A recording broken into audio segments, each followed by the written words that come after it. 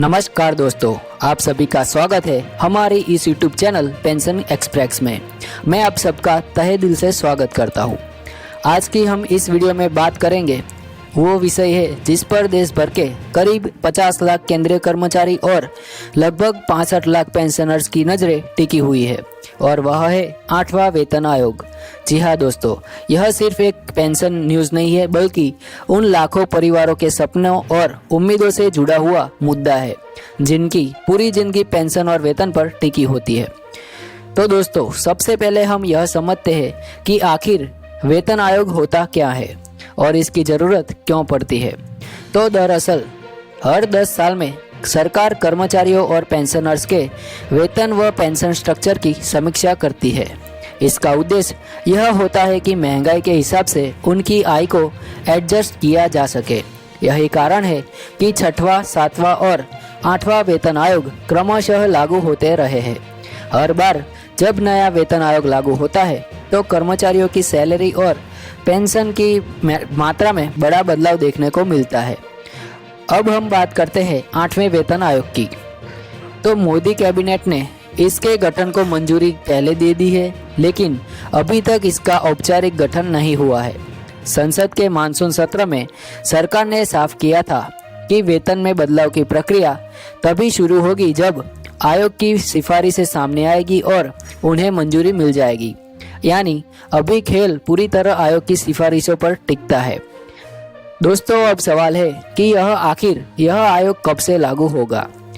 शुरुआती अनुमान के अनुसार इसे जनवरी 2026 से लागू होना था, लेकिन आर्थिक विशेषज्ञों का कहना है कि इसमें थोड़ी देरी हो सकती है और यह अप्रैल 2026 से लागू हो सकता है। अब आप सोच रहे होंगे कि यह इतनी देरी क्यों होगी। तो दरअसल 7वें वेतन आयोग की समय सीमा 31 दिसंबर 2025 तक है। उससे पहले नए आयोग का गठन, रिपोर्ट बनाना और सिफारिशें सरकार को सौंपना एक लंबी प्रक्रिया है। यही वजह है कि लागू होने की तारीख थोड़ी आगे बढ़ सकती है। दोस्तों, अब आते हैं इस रिपोर्ट के सबसे अहम पहलू पर, जो कि है फिटमेंट फैक्टर। यही एक शब्द है जिस पर लाखों लोगों की उम्मीदें टिकी हुई है। फिटमेंट फैक्टर दरअसल वह गुणांक होता है जिसके आधार पर कर्मचारियों का नया वेतन तय होता है। उदाहरण तरीके लिए, जब 6वें से 7वें वेतन आयोग में बदलाव हुआ था तब फिटमेंट फैक्टर 2.57 रखा गया था, जिसकी वजह से न्यूनतम वेतन 7,000 रुपये से बढ़कर रुपया 18,000 हो गया था और न्यूनतम पेंशन 3,500 से बढ़कर रुपये 9,000 हो गई थी। अब एक्सपर्ट्स का मानना है कि यह बार फिटमेंट फैक्टर को लेकर सरकार के सामने दो विकल्प होंगे। पहला अनुमान है कि यह 1.83 से 2.46 के बीच रह सकता है। अगर ऐसा होता है तो न्यूनतम वेतन 18,000 से बढ़कर लगभग 34,560 रुपये तक जा सकता है और न्यूनतम पेंशन 17,280 तक पहुंच सकती है। यानी यह आंकड़ा पेंशनर्स के लिए राहत भरा होगा, लेकिन बहुत बड़ा उछाल नहीं माना जाएगा। दूसरा अनुमान और भी दिलचस्प है। कुछ विशेषज्ञों का मानना है कि सरकार इस बार हाई फिटमेंट फैक्टर यानी कि 2.50 से 2.86 के बीच का विकल्प चुन सकती है। अगर ऐसा हुआ तो कर्मचारियों की बल्ले बल्ले हो जाएगी। क्यों होगी? क्योंकि न्यूनतम वेतन सीधे रुपये 51,000 तक पहुंच सकता है और अधीनस्थ कर्मचारियों की सैलरी में 40,000 से लेकर 45,000 तक का इजाफा हो सकता है। जरा सोचिए, यह कितना बड़ा बदलाव हो सकता है। अब यहाँ पर एक सवाल और उठता है कि सरकार आखिर कौन सा विकल्प चुनेगी। क्या वह सामान्य 1.92 या 2 जैसे फिटमेंट फैक्टर को अपनाएगी ताकि बजट पर ज़्यादा बोझ न पड़े, या फिर कर्मचारियों की मांग और महंगाई को देखते हुए वह हाई फिटमेंट फैक्टर चुन सकती है।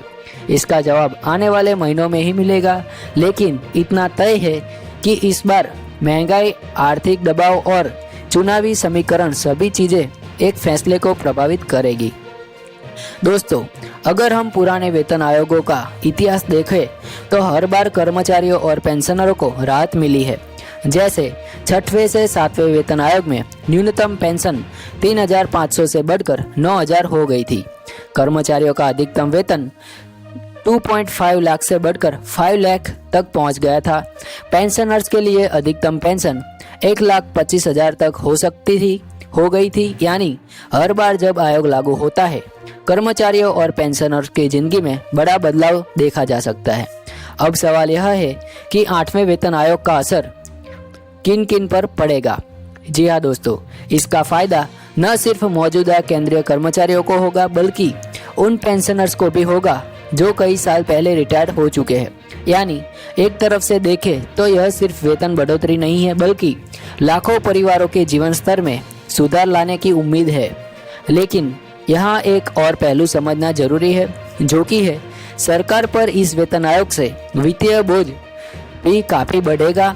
लाखों कर्मचारियों और पेंशनर्स की आय बढ़ने का मतलब है कि सरकारी खर्च भी बढ़ सकता है। यही कारण है कि सरकार इस फैसले को सोच समझकर लेना चाहेगी। अब हम बात करते हैं आम पेंशनर्स की। कई लोग कहते हैं कि यह तब आयोग की रिपोर्ट नहीं आती जब तक हम सटीक आंकड़ा नहीं बता सकते, लेकिन अनुमान यह है कि न्यूनतम पेंशन रुपये 17,000 से 18,000 के बीच हो सकती है या फिर हो जाएगी।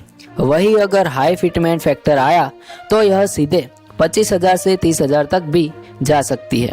दोस्तों, यह मुद्दा सिर्फ पैसों का नहीं है, यह उस मेहनत और ईमानदारी की पहचान है जो सरकारी कर्मचारियों ने अपने पूरे करियर में दी है।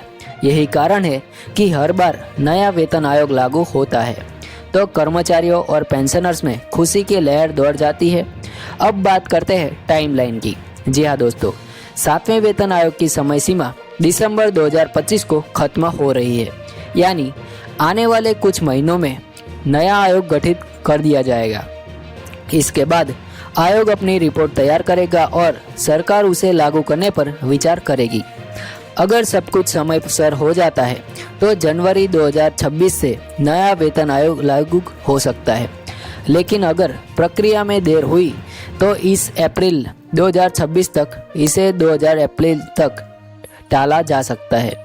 अंत में यही कहना जा सकता है कि 8वें वेतन आयोग का बेसब्री से इंतजाम खत्म होने वाला है।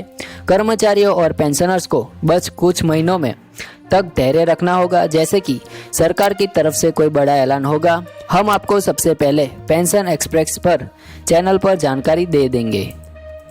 तो दोस्तों, अंत में कहा जा सकता है कि 8वें वेतन आयोग का बेसब्री से इंतजार खत्म होने ही वाला है। कर्मचारियों और पेंशनर्स को बस कुछ और महीनों तक धैर्य रखना होगा। जैसे ही सरकार कोई बड़ा ऐलान करेगी तो हम आपको सबसे पहले हमारे इस यूट्यूब चैनल पेंशन एक्सप्रेस पर तुरंत जानकारी दे देंगे। दोस्तों, यह थी हमारी आज की खास न्यूज़ और रिपोर्ट। अगर आपको यह जानकारी उपयोगी लगी हो तो इस वीडियो को लाइक और शेयर जरूर करें और हाँ, चैनल पेंशन एक्सप्रेस को सब्सक्राइब करना मत भूलिएगा, ताकि पेंशन और सैलरी से जुड़ी हर बड़ी खबरें सबसे पहले आप तक पहुंच सके। जय हिंद दोस्तों, मिलेंगे ऐसी ही खुशखबरी के साथ। जय हिंद, वंदे मातरम।